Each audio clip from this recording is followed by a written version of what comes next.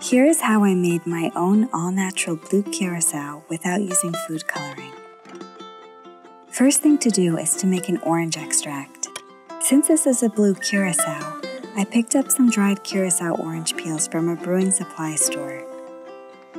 I used 1.5 tablespoons of the dried curaçao and infused it into 6 ounces of Everclear. This is going to take a while to infuse. I like to give it a shake to get the infusion going and then set it aside. I let mine infuse for 3 weeks before removing the peels. The finished product has a bit of an orange tint to it and smells very orangey. I decided to do a blend between the orange-infused Everclear and brandy. I wanted to add a little spice to it as well, so I infused the brandy with 8 cloves for an hour and a half. For the blue portion of this blue curaçao, I'm going to make a butterfly pea flower syrup. First, I'll make some tea with the butterfly pea flowers. I added 10 butterfly pea flowers to my teapot. Then I poured in 1 cup of boiling water. While the tea steeps, I'm going to add a half cup of sugar to a jar. Once the tea has taken on a vibrant blue hue, about 3 to 5 minutes, I'm going to pour the tea over the sugar until the sugar has dissolved.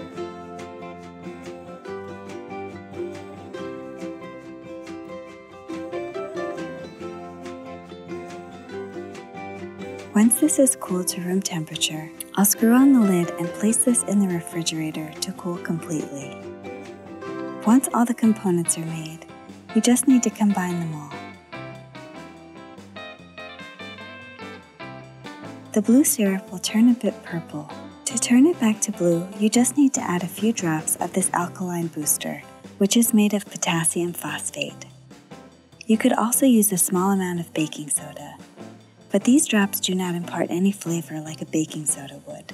Only add 1 drop at a time and stir thoroughly. I used 4 drops. If you add too much, it could become green.